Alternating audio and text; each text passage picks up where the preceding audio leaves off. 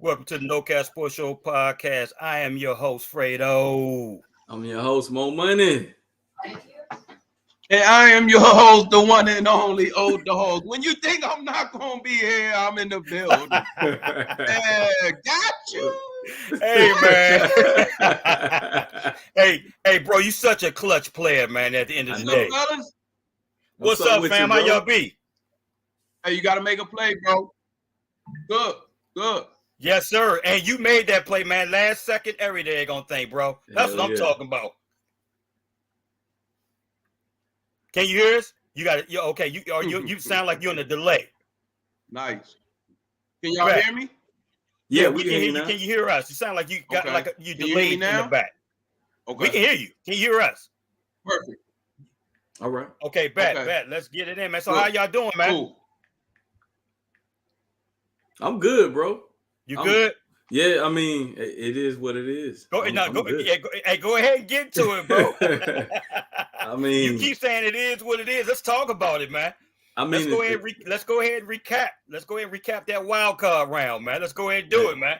I'll be honest, Fred. Like shit, I'm about to be 37 in February. My team ain't won shit most of my adult life, and I don't expect anything from them.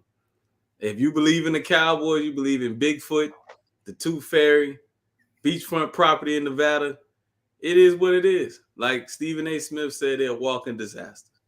How can you have a team with – I don't want to hear nothing about no Packers fans, though. I don't know where y'all come from. I knew two people that was Packers fans before Sunday, so I don't want to hear from y'all.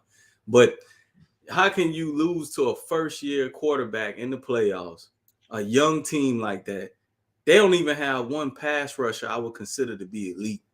One wide receiver I consider to be elite. And you letting Aaron Jones run on us who a $105 soaking wet. Yeah. I don't get it. You playing too high safety the whole game. My man averaging 6 yards a carry. You don't bring nobody else in the box. Right. So, I mean. Shout out to Brian Williams, man. He said Packers all day long. Man, get out of here. He couldn't find Wisconsin on the map. hey, Brian. Mo Money said you couldn't even find Wisconsin on the map. So basically, he's saying that you wasn't a long time Packer fan. Go ahead and elaborate, bro. What you got, as far as I think Dallas was looking forward to next week. They wasn't worried about what was going on this week. Right. And by the time they realized what was going on, they was in a dogfight. They was down 14 points. It just goes to show you when it goes to the playoffs, anything is possible. It's not like basketball, brother. Where it's 7-game series. Anything is possible. As far as Green Bay goes, I think they have found their quarterback. They definitely did that. That young man was out there balling, throwing that ball around. He made some incredible throws. He made some beautiful throws, and they schemed them. They did some good scheming on Stephon Gilmore. I talked about it with somebody, a couple of my guys and stuff like that about him. They know he watches a lot of film. They know he sort of undercuts a lot of. They run a lot of crossing routes. Stephon Gilmore, he sort of beats him to the punch because he watches so much film. He would just go right away and jet underneath. So they was anticipating that. And sure enough, that's when Cobbs came back. He acted like he was going to run all the way across the field, and he just stopped and came back. And that was a big crucial play or whatever the case may be. So I just think they got out-schemed, out-coached, definitely out-coached. And, Dallas, no disrespect, but Dallas, they are who we thought they was. Oh, yeah. No, ain't no disrespect, bro. Hey, ain't no disrespect when it's the truth. Well, it can't be. It can't be disrespect. It's facts. It's facts, bro. It's facts when it comes to the actual playoffs. Right. That's all. It doesn't matter. That's just like what we talked about, Money Mo. What we talked about with Damian Lillard in the basketball situation, right? I was about to text you when he hit that big bucket the other night. But like you said, what is he going to do in the playoffs, right? Right. So that's how, it's unfortunate. They put themselves in a great situation, but I think They was just looking forward to next week. Home, looking forward to maybe getting to that NFC Championship.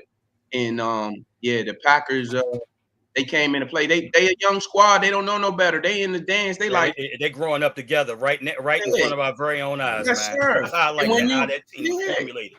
Hey, shout out to Brian. Well, shout out to Brian Williams. He's been a Packers fan since Sterling Sharp was drafted in 1987. Mo. IG, hey, you got it, OG. You got it. Hey, you got it, OG. You got it, Brian. Hey, Sterling Sharp, you got it. He also said Jerry has to move out the way, not being funny. He's too much of a distraction. What you guys say about that, fellas? When you own the product, like I'm a fan, right? I can stop being a fan, but he owned the team. He do what the hell he want to do. You know what I'm saying? Hey, the revenue is still rolling in. The Cowboys worth $6 billion. Do you think he's in the way though? Do you think Jerry Jones is a distraction? Oh, winning or his bottom line? Because I mean, at the end of the day, but that's what it's about, right? It's about both. It is simultaneously. It's about the bottom line, but it's about winning at the end of the day, right? You got to be sustainable. It can't be, Fred. If you're doing the same stuff for 20 some odd 30 years and you know it ain't working, it got to be the bottom line. I mean, at the end of the day, he out there on the yacht. Okay. He living his best life. It can't be. If it was about winning, he would have got out the way a long time ago and hired a real coach. When Bill Parcells was there, he tried to institute some things. He let Bill Parcells go to bring T.O. in because it's about the bottom line. T.O. gonna generate revenue. That's what it is. Jerry about selling tickets. It is what it is. Wow. Do you think at some point they'll catch up? Well, I guess you're saying it haven't caught up now, huh? Yeah, you do sell more tickets when you win games, though. Yeah. I mean, old dog, it's like this right here. He win just enough games to keep mugs interested, people talking, 12-5, whatever. But like you say, every year it's the same result. It don't matter who the coach is. It could be Wade Phillips, Jason Garrett. It don't matter. It's been the same result over and over and over. He get just enough product in there. Good point, Brian.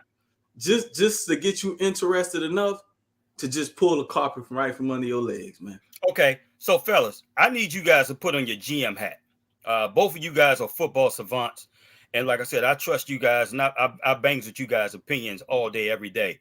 Let me ask you this, as a GM, if you had the GM, if you had your GM hat on, what would you do? How do you fix Dallas? Because I mean, the talent is there.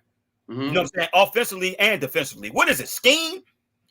I mean, does CeeDee Lamb need another wide receiver on the opposite? You just got to get people in there that you got to get a coach in there that the players want to play for. And Coach McCarthy, though he might know X's and O's, the game is changing. These young kids these young kids is different, man. It's different, and they move different, they think different, and you got to have somebody that they respect and that's gonna hold, that they can still be held accountable, can tell them when they right and tell them when they wrong, and give them that tough love when they need it, and they don't be like, man, forget him, such or whatever, For instance, I'm not saying this is who they should get, but like an Antonio Pierce, like Devontae Adams said, I'll run through the wall for that young man and for that coach. And he didn't coach him but for 4 games. You see what I'm saying? When the coach means something, we all gonna go do our job. But when a coach means something to you, you're gonna make sure that not only do you do that job, you're gonna try to do everything you possibly can not to let that person down while doing your job. And that's something totally different. But I personally feel like you just got to get rid of McCarthy and bring a coach in there that's really going to rock and vibe and hold them accountable. Get rid of the bad apples. I don't care if they are superstar players or not. For instance, I can't wait to talk about Philadelphia.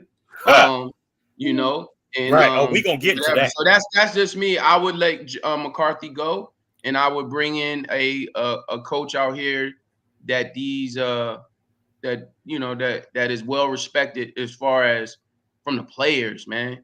We want a players coach, man. You want a players coach. But it goes before you jump in, Mo. But it all goes back, and that's a great idea in terms of an Antonio Pierce type. But it all goes back to Jerry Jones. Like, how much leeway would he have? You see what I'm saying? Is there some type of control from Jerry Jones in terms of what's allowed and what's not allowed and stuff like that? Right. So it all falls back on him at the end of the day. What you got, Mo? I don't know that dynamic. You know what I mean? I had to be inside of the organization. Right. I heard conflicting things. I do know that whatever coach we usually bring in, he allows them to put the players in place for that scheme, and he allows for them to bring in their coaches for the most part. But Mike McCarthy coming back, it was breaking news. So the best thing that we could hope for, to elaborate on what Old Dog said, I was very pissed, but is to get offensive coordinators who the players may believe in. You know what I mean? Because he coming back as a lame duck coach anyway, right? And keeping in Jerry's tradition. So he is coming back. He coming back, bro. He coming back. Yep, they stay. Yeah, but why we're not talking about Dan Quinn though? I mean, 48. Man, Dan Quinn could kick rocks and hold. Let's talk about Dan Quinn. We could talk about Mike McCarthy all day long. Mike McCarthy don't play defense. Why would y'all talk bad about Dan Quinn? Dan Quinn had the defense playing well all year long. Right, but what happened, Nick? It doesn't matter. What matters is what transpired the other day, right? 48 points. That ain't go ahead, Mo. Go ahead, Mo. Every big game that we played against an offensive coordinator who was worth a damn. What's up, their defense did not show up. Cardinals, they rushed for almost 300 yards because he got out coached. We played the San Francisco 49ers. He got out coached. We played the Miami Dolphins. He got out coached. We played the Buffalo Bills. He got out coached. Every single loss we had. But that don't make. I know, brother, but that don't make him a bad coordinator, right? Does it? No, it don't make him a bad one. I'm about to say his levels, right? Sometimes there's coaches that's a little bit better than what the coach that you have. That's a fact. But also, he can call all the plays he want to call, and the coordinator can say whatever. At the end of the day, it's up to the defense to go out and execute those plays. Now, do I feel like should Dan? I mean, what's his name? Dan Quinn. What's his name? Dan Quinn. Should Dan Quinn have been listening to the young man that's on TV on ESPN? I forgot the gentleman's name that's on NFL Live. He's on with Ryan Clark, ESPN First Take a lot. What's the white guy? Dan Orlovsky. Dan Orlovsky. Dan Orlovsky pointed out on Monday. Green Bay is not a good such and such and such, and this is the reason why. They line up in two tights. They go 12 personnel. So I fought Dan for this on this game, no question about it. But I don't think he's a bad defensive coordinator. You should kick him out. I mean, you know what I'm saying? He put the positions in play. He the boy Al. Well, I mean, it is what it is. I mean, somebody gonna have to fall on their sword. You have something like that. You gotta let somebody gotta go. So yeah, well, and I was surprised that you guys was playing what, nickel, Mo? Like, man, you guys playing like 6 defensive backs, man. This the problem I had with Dan Quinn defense. They go back to Atlanta. I mean, after Seattle, he put these small linebackers in there. So it looked great during the regular season. But when it's time to buckle up your chin strap and teams is running down at you, they too little. They too small. His defensive tackles, you stunting. Teams is running at you. You can't be stunting when people are running that A and that B gap. They just running at you. It wasn't. Sure was, the Packers ain't run anything complicated. And they was going after passes. It wasn't anything. They ain't run no counters, no traps, no trades. They ran A and B gap the whole night. So Mo, this is directed to you from Brian Williams. So what you going to do with Parsons and Lamb? Because both of them are going to ask for super bread. Man, you gotta pay him. Shoot. I mean, hey, look, Michael Parsons. So, but then again, you got to re-up. Brian, that's not even with Dak. Yeah. Come on, Brian. Come on, Brian. But you got to re-up with Dak. I mean, you can only pay for so much, right? So now that's a whole nother conversation. In my opinion, this is what I do with Dak. You got to re him up because one, he holds more trade value if he has a long-term contract. We've seen it with Carson Wentz. We saw it with Jared Goff. You sign him, somebody else gonna be dumb enough to trade for him, right? But you got to sign him to lower his cap number. You bring Dak and Mike McCarthy back for one more year. It allows Trey Lance to see the game. Whatever Trey Lance is gonna be, that's what he's gonna be after next season. You done had 2 seasons to hold the clipboard. If you ain't figured it out by then, brother, you ain't never gonna figure it out. This is second year in Dallas. I thought this was his first year in Dallas. This will be his second year. It's going into his second year in Dallas. But he had next year. Yep, next year. But he had 2 years y'all traded for him last year. Y'all traded for him this preseason. Yeah, this preseason. This season right here. This season. Okay. So the next season, it would have been 2 seasons that he sat on the bench. If you bring Dak Prescott back, that next off season, you bring in a new coach. You ask the coach, "Hey, you a Trey Lance fan?" If they say yeah, you roll with Trey Lance. You get him on a young deal, and you trade Dak. and you get whatever draft compensation you can get. Dak and Mike McCarthy, in my mind, got one more season together. The head coach and the quarterback are usually married. Well, they're going to divorce themselves out of Dallas unless we can at least get to the NFC Championship round. Okay. That's my opinion. But to answer your question directly about what I do with the team from a personnel perspective, and Old Dog hit it right on the head. It's not about the talent. Could we stand some bigger defensive tackles? Yes. Can we stand some real linebackers? Absolutely. But other than that, it's a talented group. It has everything to do with, do they believe? Are they being put in the right positions? Are they executing?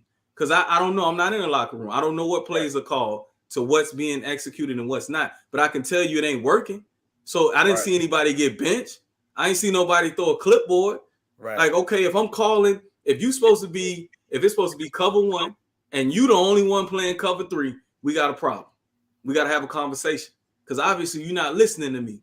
Like, why am I putting these X's and O's up? Yeah, is that coaching or is that your players not being prepared?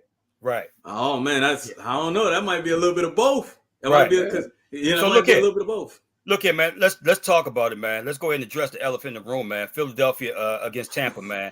Philadelphia has just been. I mean, it's something, fellas, that stinks in that locker room. It's a stench somewhere. And it's been a stench smell for the past 6-7 weeks. I don't know exactly what it is, man, but yeah, they have a culture issue. What do you guys got to say about that? What do you got to say about it? I'd love to hear what you got to say about it, Fredo. Yeah, what you I already touched on it very quickly. Oh, they got a cultural issue. I don't know what it is. I don't know if it's an individual or individuals or what have you. It seemed like that they're divided. You know what I'm saying? Yeah. As a team, I can't name what players. I don't have inside knowledge and stuff like that. But it seems like there's some type of division that's going on. They're not all on the same page. Obviously, from a defensive standpoint, they've been terrible. Their secondary is trash. Okay, Bradbury. I mean, oh my gosh, man! I ain't never seen somebody so scared to tackle in my damn life, man. It seemed like he was allergic to tackling. I don't know. You played cornerback at a high level. What you think? You like how I did that, right? Yeah, go ahead and spin it on me. All right, good job. There you go. I'll put it to you very simple. I feel like they have a couple cancers in the locker room. AJ Brown being one of them. Don't want him. Wouldn't want to play with him. If he ever sees this, I'll tell you to your face, nigga, Super Bowl in Vegas. Now, how about that? Next thing, I think that the players, right, was like sort of like what Brian like Brian just said.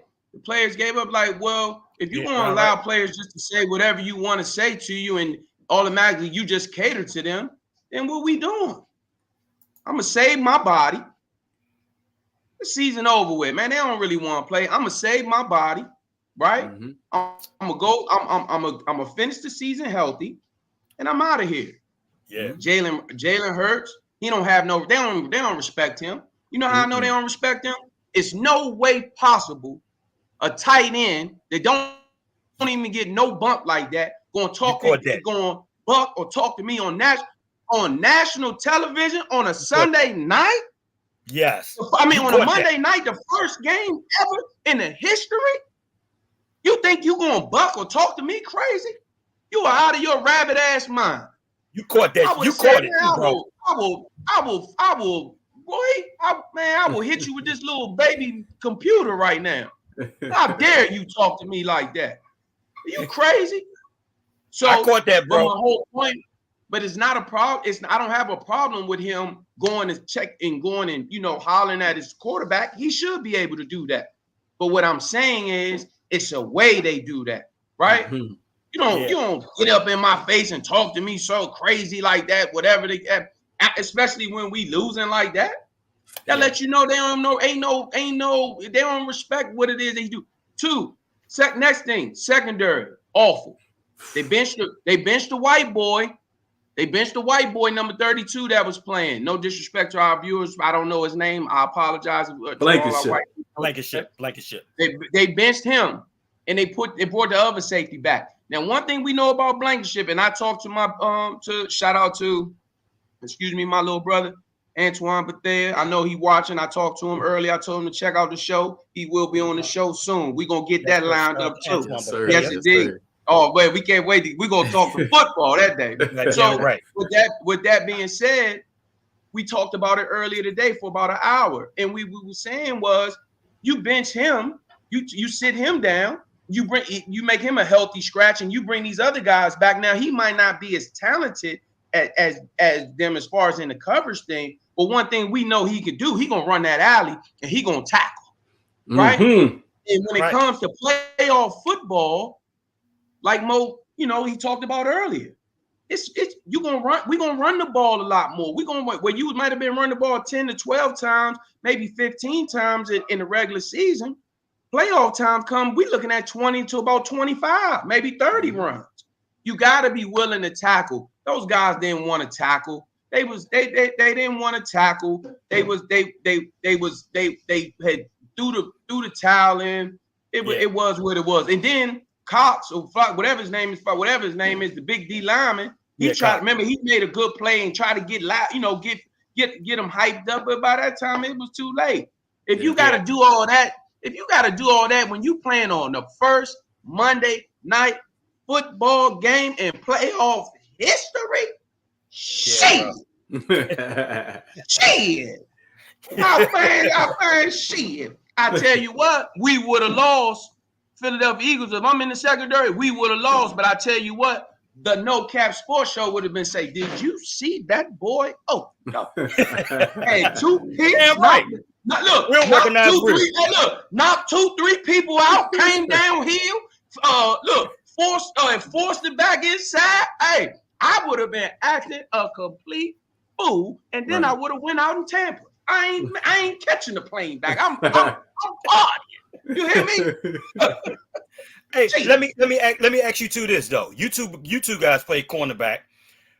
Do you think this affected them as well from a defensive standpoint by switching defensive coordinators in the middle of the season? No, Fred, they've been trash since preseason. Okay, I wanted to hear it, bro. That's why I wanted you to rewind the tape. I was wrong about Kansas City. O-Dog was 100% right. They don't have no Super Bowl hangover. Kansas City, but when you got the best quarterback in the league, you're going to be in it, right? But as far as these Eagles, man, I'm going to tell you, O-Dog hit everything on the head. I had to think about something on the fly because he stole all my shit. So my bad. I got excited. My bad. No, I love it though. I love it. You made me have to get in my bag and think about something else. You know what really killed the Eagles this year? They offensive coordinator and defensive coordinator being gone, right? And the fact that all these teams in the NFL got your butt on film. And Jalen Hurts getting exposed. He can't read a defense. A.J. Brown getting exposed. Oh, guess what? Let's not play bump and run on him because he's not the best route runner. Let's give him a little space. Let's see what he's going to do with a little off-man coverage. Oh, okay. He like to run them slant routes. Let's put a linebacker underneath him. Oh, okay. He can't get open like that. Oh, all right. I got you. Devontae Smith. He still ain't eating nothing, man. He need to get him some pizza or something. Let's put this bump and run on. He got more heart than anybody on that damn chicken cheesesteaks. He's supposed to be getting a chicken cheesesteak that's supposed to be mandatory. He got to do something, right? So the thing about it is, Money Mo, hold up, Money Mo. I'm gonna let you finish, but it goes to what I just said 15 seconds ago. He was out there trying everything he could, playing with a lot of heart. He was out there playing with a lot of heart. Facts. That's because he played for Nick Saban. You can't be no loser, no quitter playing for Nick Saban. Say no more. Go ahead, Mo. You know what I'm saying? But at the end of the day, the defensive line was still good. The offensive line was still good. However, they figured out that they only had one good tackle and not two. So if we just load up the right side of the offensive line, go one-on-one with Lane Johnson, put our A player over there. That's the same thing everybody been doing against Philly since we did it against them and barely lost. The tape was out. That's what doomed Philly. And then they got the big head because they was winning games and they probably wouldn't listen to their coaches. They probably was telling them, I cannot believe in my heart of heart that these coaches weren't telling them what they needed to fix all season. Yeah. But they didn't listen. To Old Dog's point, they did not listen. They got full of professional arrogance. So let me ask both of you this. Biggest disappointment: Cowboys, Eagles, or Dolphins? Eagles to me. The Eagles to me, yeah. You 10-1, at least you 10-1 and you don't, and you was 10-1 and you don't win 12 games in a 10 and you 10-1. What I forgot what week it was, and you lose 7 straight games. Pretty much. Yeah, that's pretty crazy. Much. Not to mention,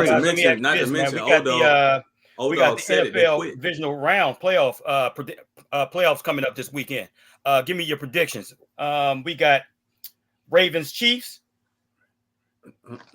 No, go ahead, Mo. Oh, I'm sorry. We got Texans and Ravens. My bad. There we go. Ravens and the Chiefs. You trying to get the AFC championship? I believe the Baltimore Ravens will win it. They're at home. CJ Stroud is an immensely talented quarterback. I think he's one of the future of the league. But it's really hard to come in on the road against the Baltimore Ravens and Lamar Jackson in that defense. So I'm gonna give it to Lamar Jackson in that game. Yeah, I want Lamar. I won't say this if Kobe was on here, but I do want Lamar to do well, because this is another person that it doesn't matter to me what he does in the regular season. It doesn't matter how many spectacular runs he does. I want to see him play quarterback. Right. I want to see him play quarterback in the playoffs. That means taking the check downs. That means this, and that. I want to see him play quarterback, and I want to see him do well. So, I like Baltimore. Shout out to CJ Stroud, man. He is just, oh my gosh, he is balling out of control, man. Yeah, I was wrong on him. Me too. Hey, bro, you ain't the only one, bro. It's a lot of people.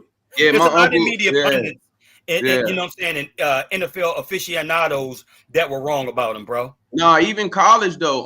My uncle George, Sean Springs' stepdad, Uncle G, Papa G, man, he's a diehard. Don't nothing happen with Ohio State or players coming in, players going out, and he don't know. And he said, Omar, I'm telling you, this young man is going to do. He's going to be even better when he gets to the National Football League, especially if he gets the right coaching. And man, shout out to Uncle G, you was right, because he's a monster. Yeah, he is. Yeah, they straight. Monster. Him and D'Amico will be there 10 years easy. Yeah, and I just like how the quarterback and the coach is like married together. You know what I'm saying? D'Amico, absolutely, man. Yeah, they're gonna be there. I love it. He's straight. He'll be there 10 years for sure. Might as well move his great combination, guys. Next game, Chiefs versus the Bills. That's a tough one. I don't know. Who at home? Who at home? They're Bills at home. They're playing. Kansas City gotta go to Buffalo. I'll take the Bills just because they're at home. When it's that close, sometimes that home cooking, it work out for you. Absolutely. Who you got? Oh, I like. I'm gonna go Kansas City. I'm going with Buffalo. Hey, my man Brian Williams said Houston's playing with house money. They will play fast and loose. Wouldn't be surprised if it's closer than we think. Right, it is going to be closer than they think. The spread is 9. It's going to be close. Yeah, it's going to be a good game. Absolutely. Yeah. Hey, Packers versus 49ers. 49ers. Yeah, 49ers. Bucks versus Lions. Shit, I don't know. Now this is the one I want to talk about. Look, my wife done came out here talking about, look, when we said 49ers, look, Mo, my wife came in making sure that Fredo and somebody say 49ers? And me, look, she like that. Hey, get out of here. Well, I said the 49ers. So, die hard, whole family. She from the Bay. Yeah. They got a shot. No, but one thing I'm not gonna say it yet because I know we got a partner in our show that we're gonna get to that most surprising players and this and that. So I'm gonna wait on that. But I like Detroit. Right? We said Detroit, Tampa, right? Yep, Detroit, Tampa. I like Detroit. I like Detroit. Especially being home. Mm-hmm. I like Detroit being home. I think if they had to go down to Tampa with the humidity, a little bit of humidity and getting hot, they used to playing in that dome. But I like Detroit. I like Detroit to go to the NFC Championship. Okay. Yeah. No, Brian, my Cash App is open. I can get your number if you want to bet that, brother. Please, I'm with that too. You heard what O said, Brian. Hey, his Cash App is open. Let me get that too. There's something on it. Hey, Mo Money said his is open too, so put something on it. If the 49ers don't beat Detroit by 2 touchdowns, something wrong. I think the 49ers going to do very well. I think they're going to unleash them dogs. I think Chase is going to go crazy because he's trying to get a new deal. I think Randy Gregory. I like San Francisco. And then I mean, just listen to the coordinator. One thing about what's his name? What's their head coach name? Shanahan. Man, he vicious, bro. He a dog. He is, man. I love his philosophy. Yeah, you heard what he said? Oh, I was drawing up plays for both teams, and then once I seen I love his philosophy. I loved it. Monster. I really do. He's a monster. Yeah. He's a monster, bro. Yes, monster. He is. Yes. I like San Fran. Yep. And then I like Detroit, and then I like Detroit to go to San Fran, but I like I like Detroit and San Fran. Okay. All right, let me ask you fellas this, man. Does Cam Newton deserve an apology? For what? And the reason why I'm asking you that, right?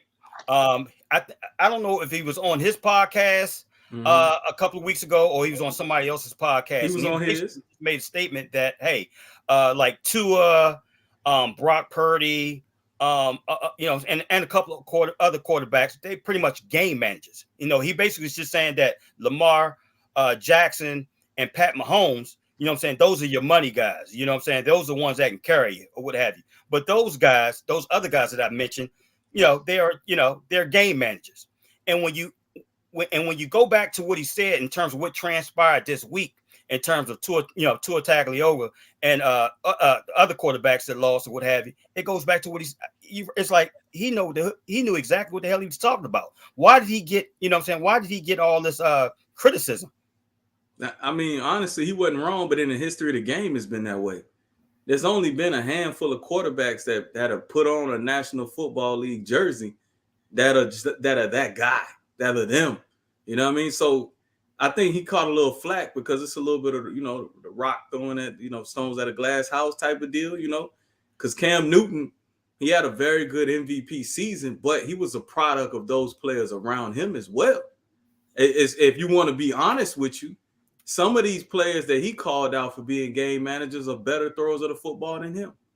Cam Newton struggled with accuracy issues since he was at the University of Auburn. And it can be said by most pundits or anybody that has two eyes that Cam Newton never really reached his full potential because he never understood the game. He never took the time to understand and read defenses. So that's why he took flack for it. It was the person who delivered the message. The message was pure. He's right. But that's you could put 95% of all quarterbacks in that box. They are all products of systems. Right. Except for a guy like Lamar Jackson and Patrick Mahomes and Tom Brady and Peyton Manning, and the list goes on and on with these great quarterbacks. But what's wrong with the messenger, Mo? I mean, he played in the league at a high level. I mean, we can sit up here and pick apart what he couldn't do and what he didn't do. I mean, but guess what? He wasn't no game manager. And I don't mean to cut you off, Fredo, and that was his problem. He wasn't a game manager. Okay, there we go, old dog. Speak to me. You want to talk? Let's talk football. Let's do it. This is what we doing on the No Cap Sports Show, right? Yeah, that's what we do.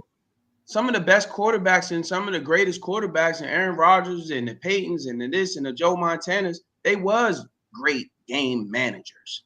What are you talking about? That's what a quarterback does. I control the game, buddy. I'm going to take this check down on first down. I'm going to take this check down on second down. What are you talking about? I'm going to go up top sometimes. Sometimes, coach, you might call a play. If Russell Wilson was a better game manager, Seattle would have 2 Super Bowls. What you talking about? Good point. Quarterbacks are game managers. You remember the Titans. Attitude reflect leadership. Not only on the football field, but during the game. If you have a game manager, even if the game management, I give you a perfect example. Sometimes being a game management is like, look, we're going to run this clock out. We're going to run as much time as we can off the clock. And then eventually what we're going to do is we might punt the ball. That's part of being a game manager. Don't take a deep shot down the field. Cam Newton don't take all those runs. Right. That's why you got out the league, because you run the ball so much or whatever the case may be. And like Mo said, you're right. It is, yeah. And like you said, Fred, well, we can pick apart. No. That's part of being a quarterback, being a game manager, having a good arm, able to read. Does he know the game? Does he know when to take a shot? Does he know when to say, no, right now we don't need that. Right now we are in a 4-minute offense. We need the clock to run. That's part of being a game manager. So you know what? Give me the Brock Purdy's. Yeah. I'm cool with that. Give me the Trent Dilfers in Baltimore in 2000 and win the Super Bowl. Give me the Trent Dilfer, a game manager in 2000 that won a Super Bowl. I'll take that. Especially when you're a defensive guy and you don't have to worry about with Cam Newton getting 3 and out, and I'm playing 95 plays a game. I'm averaging 95 plays a game, and the offense averaging 50. Yeah. They ain't signed me up for that. Yeah. What you talking about? So, yeah, give me a game manager that's going to give me first downs and points and keep everybody and keep the defense off the field. That's part of being a good quarterback. Man, get out of here, man. And I gave Lamar Jackson his props. But old dog, I always give Kobe shit. That's like big brother to me.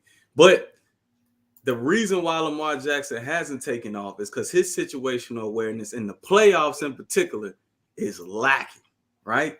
We can say the same thing about Josh Allen a little bit. The only quarterback that's playing in these playoffs right here that's tried and true, proven day in, day out is Pat Mahomes. Facts. It don't matter if he throwing to Tyreek Hill or Tyrone from 7-Eleven. He finna show up and show out. Right. So everybody else laughing at so much. I'm up here laughing at Mills, man. She message saying, "Have y'all talked about Dak?" I'm like, "You late." We talked about her Cowboys. Yeah, we did exactly. Early.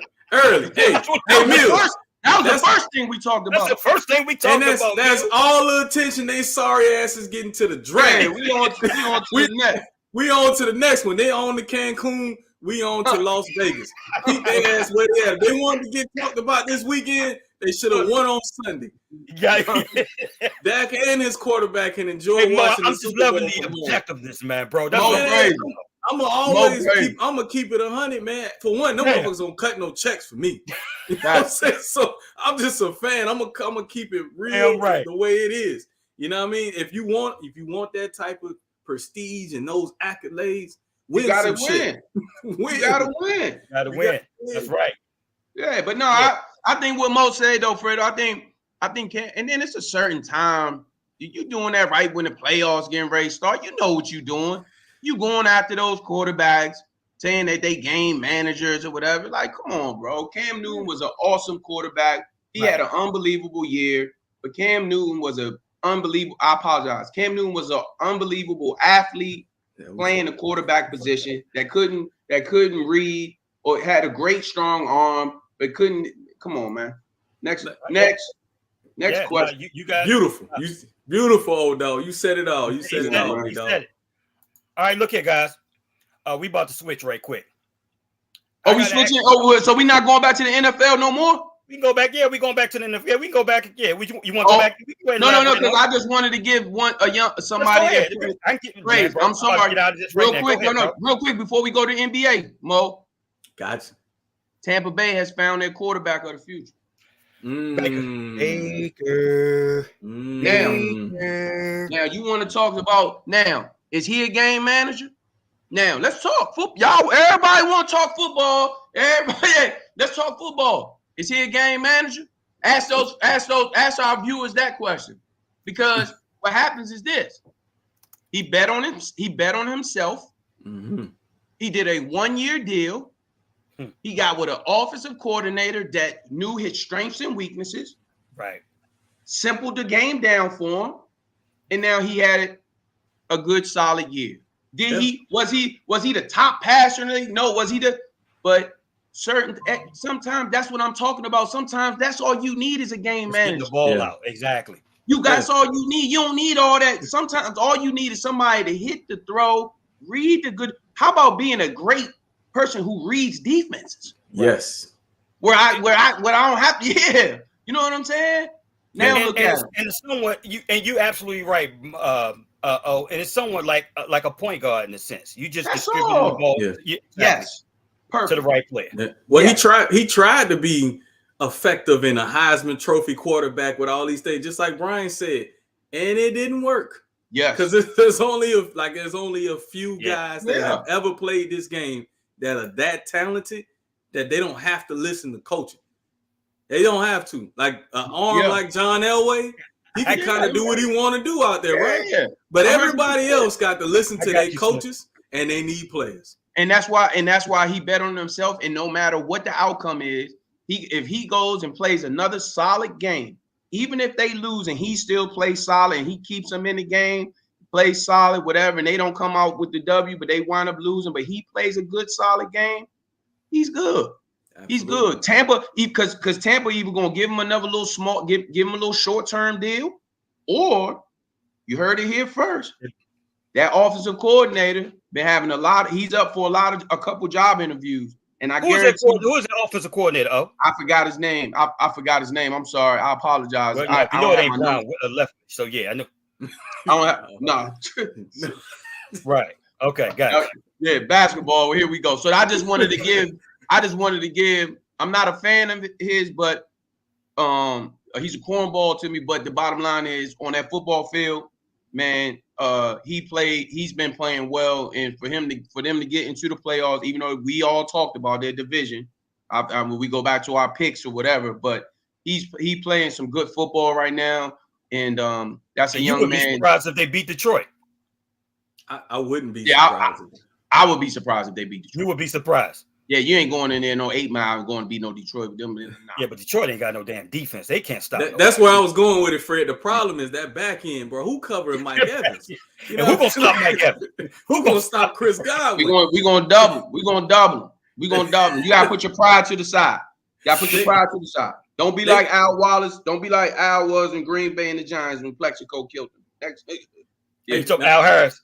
Hey, dog, I'm gonna put something on your mind too. So Detroit like to run like a trap play, right? Mm-hmm. They ain't gonna work against Vita Vea. He eating their guard and they center. So and then Devin White coming downhill. So it's gonna be a good game. It's gonna be. It is, man. That's an underrated game. People 100%. Not talking about it that much. It's going to be a great game. That's because people they just looking at Dan Campbell. They're not looking at the schematics of it. Like these two teams are a lot closer because they're opposites, right? The opposites attract, right? Yeah. That's what it really is about. And I'm gonna be honest, both Baker Mayfield and Jared Goff, they both improved, but you don't know what the hell you're gonna get sometimes. Both of them known to give it up. Right. So that's why I said if he plays well, he gonna put him in position. But that's what I'm saying. Here it is. We sit up here talking about game manager, but we're asking him to be a game manager to keep my defense fresh. 100%. Sometimes that's what coaches do. 100%. I've been on teams like that where they say, look, all we need for you to do is give us what Ray used to say, man, just give us 14 points and we good. That's it. Yep. Give us a couple first downs. Neither one of their defense can say that shit, but yeah. Yeah, 100%. So my bag, I just wanted to give Baker Mayfield some love. Because he deserves it too, bro. And good luck to him this weekend. And like I said, I like the point of fact where the young man bet on himself and it worked out for him. And now he's with an offensive coordinator and they're doing well. So that's guess what? We're gonna stay on football for a second. What are you guys thinking about? What do you guys think about Bill Belichick and Jim Harbaugh coaching futures? Man, I'll be honest. Go ahead, Bill Belichick coached a while before Tom Brady, right? Right. In New England. What was his track record before Tom Brady? Since Bill Belichick is the greatest coach ever. I mean, he's good now. But what I'm saying is Bill Belichick, it was a product of the system and the time and everything. I think he's a great defensive coordinator. I don't know about his head coaching / general managing skills. You know what I mean? It depends on where Belichick goes. He has to have a quarterback already in place because he's shown you in Cleveland, he couldn't draft one. Right. In New England, he stumbled on the Tom Brady. Let's call it what it is. It wasn't like Tom Brady was the number 1 pick in the draft and we scouted him and we knew this guy was going to be it. They had an actual general manager at that time as well. So yeah, they threw a pick away at Tom Brady. Newsflash for anybody watching, if you don't know, anybody from 5th round to 7th, they just throwing some things out there. Maybe they like your smile. Maybe they like your 40 time immeasurable. but they not counting on you to be Tom Brady, right? I actually, okay, Mo, but I actually disagree with that, right? Okay. Because I have respect for general managers that it's easy to draft in the first, second, or sometimes the third round or what have you. There you go. Right. There you go, Fredo. I was about to go against Mo on that one too. Go, Fredo. Exactly, bro. You find your gems, your 4th, 5th, 6th, and 7th rounds, bro. That's where you find your gems. That's where I got a lot of respect for your scouting department, your GMs, your you know what I'm saying, etc. When they find those, that they've been doing their scouting, bro. So I ain't mad at that. If it's so easy to find a Tom Brady and a Brock Purdy in 6th and 7th round, why you don't find them every year? No, we're not saying that it's, but that's the point. It's not easy, Mo. We're agreeing, but it's not easy to find them. So if you do find one, you got to give love and respect to those scouts that's on the road going to find those guys. Oh, absolutely. And those guys that's in that draft room saying, hey, man, this is a guy that we really need to take a look at. 100%. 100%. Right? But I don't think that's a credit to Bill Belichick and his ability to build a team. He wasn't the general manager. Right. Yeah, so that's just my point. Whoever the general manager was at that time, you can go ahead and give it to that scouting department, man. I think a little bit, I'm going to keep it real, I think Bill Belichick a little overrated. Just a little bit. I think he's a genius as a defensive coordinator. He showed it with the Giants back in the day with LT. His defense was always top 5 when he was in his heyday, but he's a little overrated. Now, as far as Harbaugh is concerned, it depends on the organization, and then it depends on where he's going. If he's going to Atlanta, where he already has a running back, he needs to draft a quarterback. I think he can do that. In Atlanta with Jim Harbaugh, I think he can do it with the Chargers. But the thing about Harbaugh is, I'm gonna get with old dog. You're gonna follow me on this. Jim Harbaugh good for about 2-3 years. After all that rah shit, they better win within them first 2-3 years. After that, you gonna tune them out. Exactly, bro. You ain't trying to hear all that. So I think if I had to choose between the two, it depends on the situation I'm in. If I'm LA, I give Bill Belichick a shot because you really just need somebody to come in there organizationally and fix it, right? If I'm Atlanta and I'm a younger team that can kind of relate to a college coach in that type of environment, I might give Jim Harbaugh a tip. But my thing is, let's stop right here though. We talking about Bill Belichick, Jim Harbaugh. Why are we not giving the Raheem Morrises of the world any more love? You know what I mean? If we retreading coaches, why is it that we're not? Why is it Eric Bieniemy getting another shot? At the end of the day, we knew what it was when he went to Washington. Eric Bieniemy getting a shot. They're going to let him coach freedom because the head coach from freedom. That nigga needed because the head coach from freedom could do a better job than Bieniemy. I don't give a damn what shot he get. He ain't coaching my squad. I can tell you that right now. Fred, look, check this out. He need to go. He got to go, bro. It could be Joe Gibbs, Norv Turner. What, man, the Washington, they just got Hey, look at, man, all that stuff right there, that's the past, man. We got a new regime. No, I ain't even trying to hear that, bro. We got a new regime in here, man. Okay. I'm going to tell you, Belichick need to go somewhere. I don't think he'll do well in Atlanta, and I definitely don't think he'd do well in Atlanta. I mean, let's take something outside of the football. Yeah, they all the way out there at Flowery Branch, where they practice in their facility, and that's Georgia. Now look at okay, so we all three of us is there, so we don't need to go there. Right? Now, if anything, he can go out late, but I think Harbaugh, man, go out there with that young boy Herbert. Even though I think he's some trash, I think Harbaugh can at least help him once again. Get him playing a little bit better, right? You know what I mean? And stuff like that. And that's just my opinion. I Belichick, I think Belichick should, I agree with Mills. Mills right off to the sunset. I think he should get out of here and leave because Belichick, his time passed him up. He need to be like a D coordinator or something, or not, absolutely. Or be like a person that helps out. Go upstairs in the box and just let us know what's going on. Be like a handler. Your time is past, man. Like you don't even he do stuff like don't even give people their numbers, like just dumb stupid shit. Yeah, like you giving wide receivers number 79. Yeah, Fredo, you giving wide receivers. You imagine you the first round pick and this, and I'm sorry, no Kyle Sports Show. and this person give us a number. This ninja give us he give you number 79, number 78, and you play receiver. He do shit like that. Yeah. He do shit like you drop a pass, you got run around the field. This is high school. What is high school? Yeah, I don't know what it is. Yeah, I don't know what it is. Documented. It's documented. That's what I'm saying. Like, it's crazy. Yeah. That's like crazy. All that Patriot way shit. I mean, at some point, that expired like 10 years ago, man. It's a new era right here. Yeah, so but I think Harbaugh do well in LA though. I think so too. What I love about Harbaugh, man, is he bring a physicality. You know what I'm saying? Yeah. In terms of the line of scrimmage, both sides of the line of scrimmage. You already saw what he done to my Alabama Crimson Tide, but that's another subject for another day, man. Yeah. He just brings physicality, and it's like, he's just it's straightforward with him.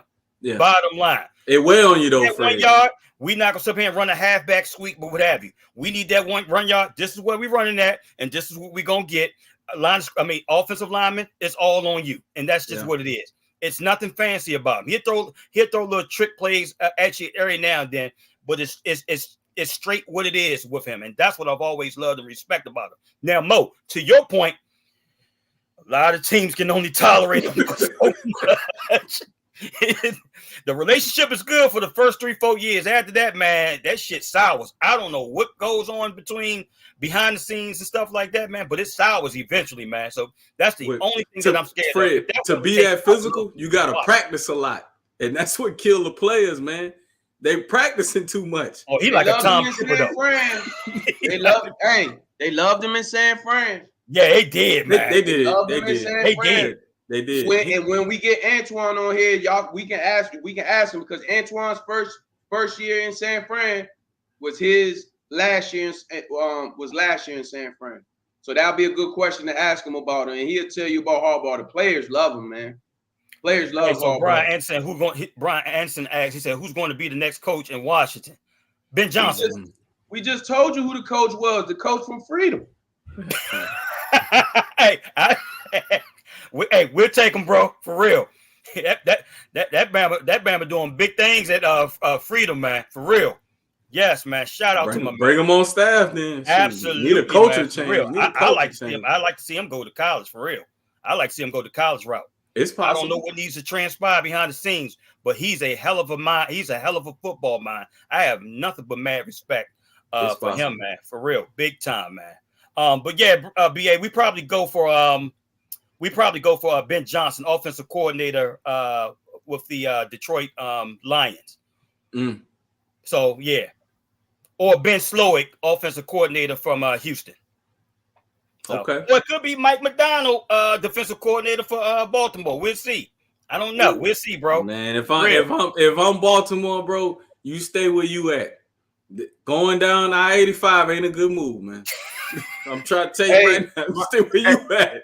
Hey, Mo, Fredo, my only thing I'm gonna say to that is sometimes when you could be the best spades player in the world, right?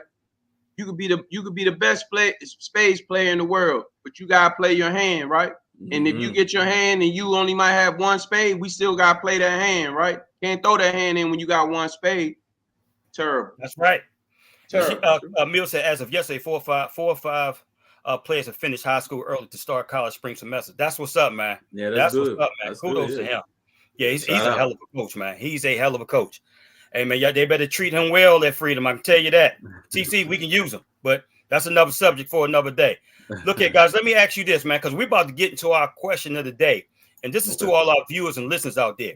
Which former NBA player would have had the best or better career if healthy?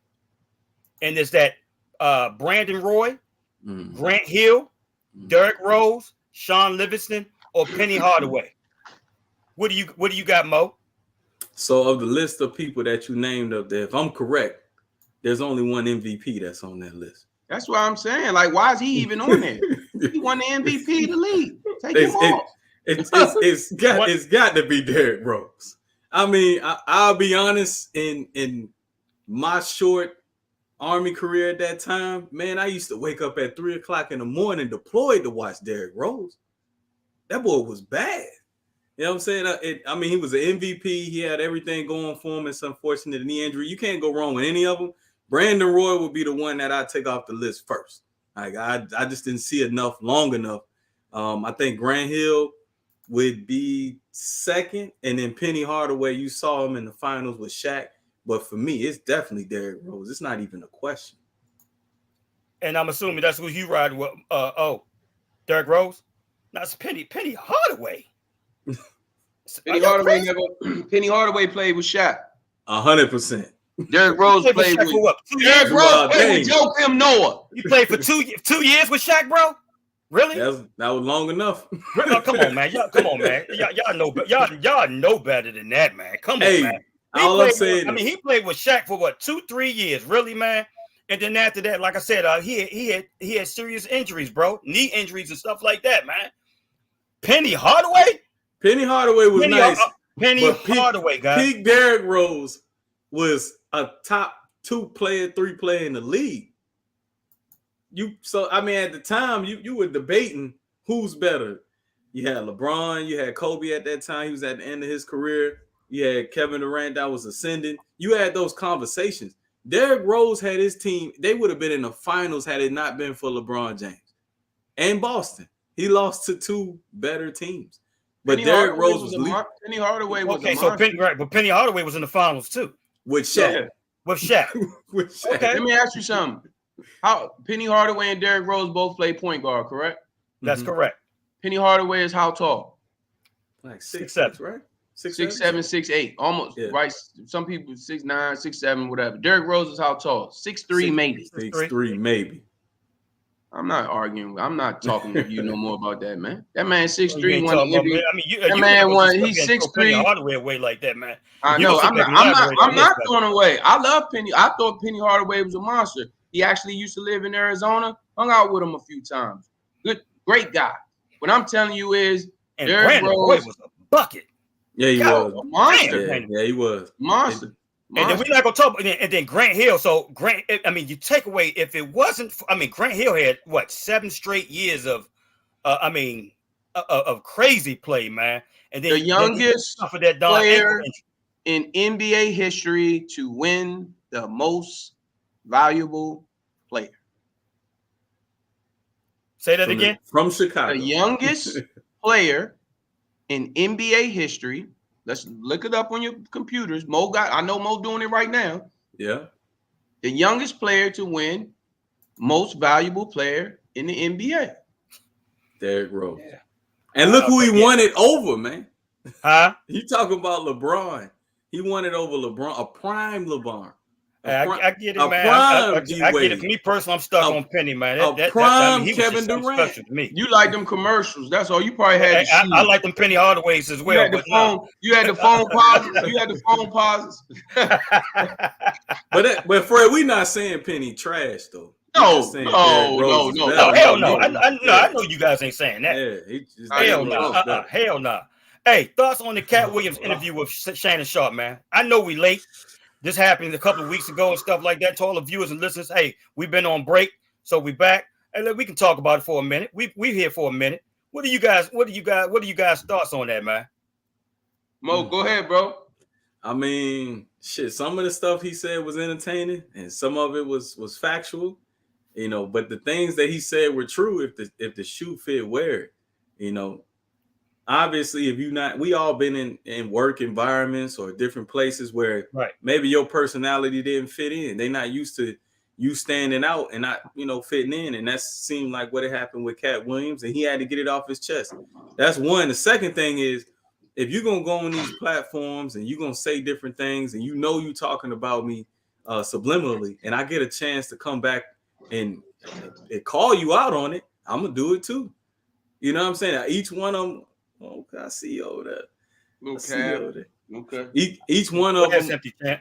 I know that's why I did it. I got you. Go ahead. Each one of them came over there and subliminally said things that weren't true about Cat Williams, or they kept him away from situations before, because that's what it seems like. But at the end of the day, I'm an Uncle Shay fan, man. I wish we'd have got to interview him. Shout out to Shannon Sharp. You know what I'm saying? We was close, bro. We was close. I should have pressed that live button. Hey, either way, Unc, you got paid. Run them numbers up, Unc. Hey, what? I think 50 million? I don't know. 50 million views? Yeah, 50 million views. I don't know what that equate to in dollars, but I know it's a lot. Hey, Camilla said, Emil said, hurt people. Well, what you mean, hurt people, Emil? What you think? I had no problem what he said whatsoever, man. I mean, like I said, it's been so many subliminal shots behind the scenes that's been going on, and so many false narratives that's been put out on him, you know what I'm saying, for so long. He never addressed it. And for him to address it the way he did, I mean, and like I said, you're right, Mo, right. I mean, some of it was hilarious, but majority of it was, I agree with him, and I believed him. I believed him 100%, man. And you know what? And I'm gonna tell you one of the reasons why I really believe him, because the individuals that he spoke of that came back and had something to say after the fact never said that it was a lie. That's a fact. They never said it was a lie. Yeah. They was just throwing other little shots and stuff like that. They never said that it was a lie whatsoever. So I don't know if it look here, man. That Hollywood game is something else. I don't know if it's that. And I'm afraid it's Kwame Brown, that go along, get along game and stuff like that. You don't know what be going on behind the scenes in Hollywood, especially with that comedy life. I don't know, but I believed him, bro. I believed him. I did. I thought it was a great interview. And let me tell you what it is. I love Uncle Shay Shay. What I loved about Shay Shay in that interview, he just sat back and let him talk. He said, man, I was prepared. I had questions and stuff like that. And then he said, after I saw where it was going, I was like, you know what? I'm going to go ahead and let you dictate it. And I'm going to go from there. And a lot of people can't do that. He sat back and let him talk, but he sure enough kept filling up his glass. He did. Yeah, I peep all that. Yeah, that's what's up, man. Yeah. That's what's up. What you got, bro? Nah, my thing is just I just think I think some of it probably had some truth to it, and then other stuff, I think that shit was probably a little like with him talking about he had so many shows, 100 and some shows, and then, I mean that shit ain't, come on, man. Yeah, now that shit when he told me he read 3,500 books at the age. Yeah, I was 30. Like something, like come on, bro. Like bro, put the yak down. Come on now. Yeah, like all that shit was. Yeah, I was on my own. I ain't read 35 I left the house at 13. I didn't have a stranger. I had 2,500. A stranger. I jumped in the back of his pickup 18-wheeler, and it's like. And then as far as people, I'm gonna tell you what somebody told. Oh, my man, DeJuan Jones. What's up, Juan? What's up, Juan? What's up, Juan? But you know, as far as I mean, I can't believe I don't believe everything that he said. And as far as people coming back at him and saying whether it was true or if it was not true, I mean, lions don't respond to sheep, brother. Mm-hmm. Certain thing, I don't feel everybody don't deserve no response from you. Everybody don't deserve a response from me. If you on that type of platform, you know, so be it. You said what you said, cool. I don't have to justify myself. If somebody say something, oh, Omar, certain shit I'm gonna have to talk about. If they say Omar is this or O is this or O dog is such, Mo, 100%. But if they say anything as far as about me being a good solid dude out here, I don't need to respond to that type of shit. My how I treat people, it doesn't matter whether they was the people cutting the check or they was the people washing my laundry bag. I treated people all the same. So that's how I feel like some certain people. Right, and I agree with you on that, bro. But again, if there's been false narratives that's been put out on him for quite some time, hold on. Why can't he address it? I never said he couldn't address it. I'm talking about, you said, Fredo, those individuals didn't respond to some of the narrative things that he said. So what I'm saying is certain guys and certain individuals, you know, if they didn't come out and say, oh, well, he's lying this or he's not doing this, hey, like I said, where there's smoke is fire. Some parts of it probably was true, right? Some parts of it probably was true. But at the end of the day, I just watched Kevin Hart's new little movie on Netflix yesterday. You think 60, 70 million? You think he worried about what? I mean, sir, I'm just saying, like certain things is. I don't know. I'm not in that world or whatever. Yeah, I have been to a couple of those parties though. From what I'm hearing, bro, they keep some of them parties. I have been to a couple of those parties. Been blessed to move around a little bit in Miami to a couple of those parties, but got out of there. I gotta. No, I ain't never met no P. Diddy. I ain't never. Hey man, you go to a P. Diddy party, man. Leave early. I did. I found out a long time ago. My big brother Sean Springs. My big brother Sean Springs told me a long time ago, man. Dude talking about, oh man, hey man, we about to go back to the house and party. I was like, ooh, we about to go party to the crib. Sean said, absolutely not. We ain't going no. I said, man, all them girls and stuff was part, man. He said, man, shut up and get in this limo. Hey, I learned my lesson quick. Get out of there. You hear me? Yeah, man. Getting right, bro. No, that that's a different out there, man. Yeah, that's a different world. A party on top of another party out there. They can have that crap. They can have all that. They can have that. Yeah, for real, man. But yeah, I mean, like I said, it was a very interesting interview, man. I just wanted to get you guys' perspective on it and stuff like that, man. But you're right. Like I said, it can go a lot of different ways. Again, kudos to Shannon Sharp at the end of the day, man. It was a great interview, 50,000 views. I don't know what type of record it is, but it sounds like it is some type of record at the end of the day. So kudos to him, man. Big time, big time. Yeah. So look at, man. Let me ask you guys this, right? Before we go ahead and close out. Shit Show Award nominee, right? We had a lot of things that probably transpired over the past 2 weeks and stuff like that, whether it was entertainment, whether it was sports related or anything like that. I want you guys to give me your Shit Show nominee of the week. You want me to go first? Yeah, go ahead, Zach. You know how we dive in. The Philadelphia Eagles. That's the whole organization. Throw their ass off the balcony in the movie 300. Kick them off the goddamn cliff. Every last one of them. Fire the cleaning lady, the laundry man, security at the front door. All of them gotta go. All of them. That's the biggest, bro. That is it's history. It's history. It's the biggest. It's history. The biggest shit show. You don't go 10-1 and don't win 12 games, bro. They was 10-1 with 6 games to go, and didn't win 12. Terrible. Yeah, it's terrible. What you got, Mo? I got the Cleveland Browns. So for all the reasons that old dog talked about with Baker Mayfield, is the same reasons. You cast my man off. You threw smut on his name. You went out there. You thought Deshaun Watson was a shiny object. And you had a gym all along. You just had to surround him with talent and make sure you mentor and nurture him. Because they kept bringing in coaches. They kept bringing in offensive coordinators. And now you have a team that's ready for a Baker Mayfield.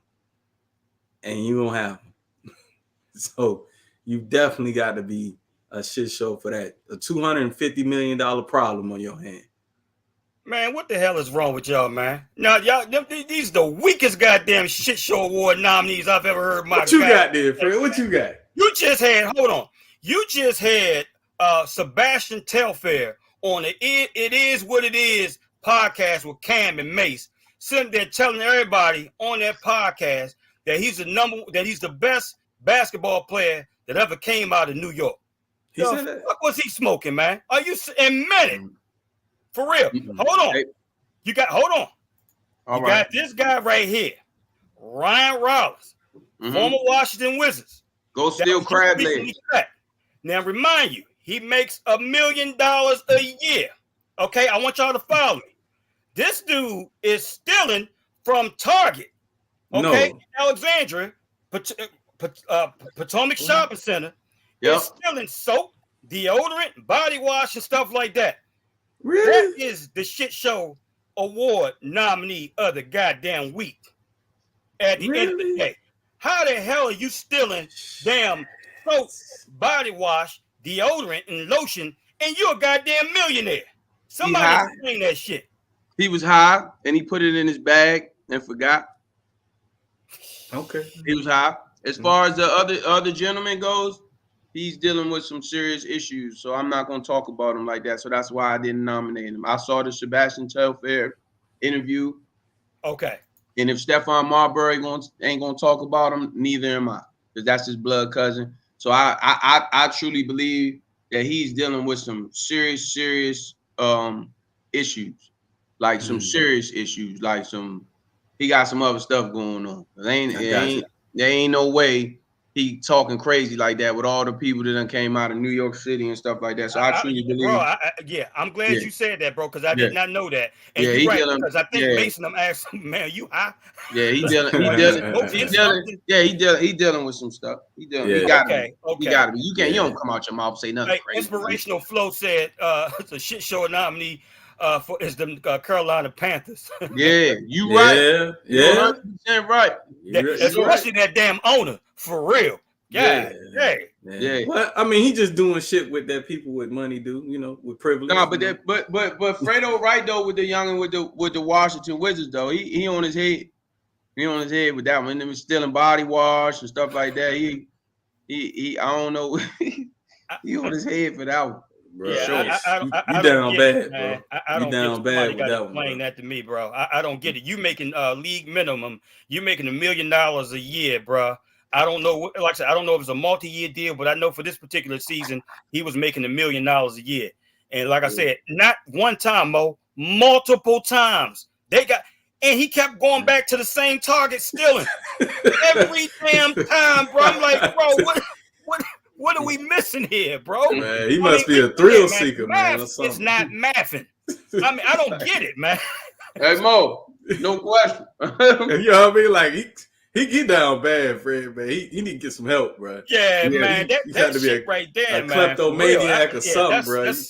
That's just, like I said, that's just something that I never had, man. I mean, he needs some help, though, because real talk, like, he probably, 21, 22 right now, maybe 23, right? 10 years from now, he'll be giving these inspirational speeches talking about, I threw it all away. You threw it all away. You damn right you threw it all away. You threw it all away for $19.99. You threw $1 million away for $19.99, man. Did Washington let him go? Yeah, they let him go, man. They got his ass about it real quick, man. That's sad, bro. He just had to go to court the other day in Alexandria. So yeah, they let his ass go. Not one time, not two times. Like I said, I think it was 3 or 4 times, man. He don't even understand how the justice system works. They finna make an example out your ass. And like I said, and the first 2 times, they let him. They knew he did it. They let him get away with it. Because they probably thought like, oh dog, like I did. I thought it was one time. I was like, yeah, he probably was fucked up. You know what I'm saying? I thought he was just fried. I thought he was fried. And 2-3 times? Yeah, 2-3 times, man. Nah, He did a one-time deal, man. Nah, he need to get some help. It's not even a one-time deal. Hey, look here, man. To all the viewers and listeners out there, man, we appreciate you vibing with us tonight. Hey, dog, man, get us on out of here, man. Give him something, then get us on out of here, fam. Hey, man, I just want you guys to go enjoy this beautiful weekend, man. Y'all stay safe out there for those in the Washington, D.C. metropolitan area. We supposed to be getting another snowstorm on Friday, Saturday. So be safe out there. So that means drink a lot of bourbon, sit back, chill, put some chili on, have a good meal, smoke a little cigar, drink a little good wine, and enjoy some good football, man. We appreciate you guys coming out and vibing with us as always. We got some special things coming in 2024, man. But like we always say, respect and honor and salute. No cap sports show. Good night. Where sports and combos collide.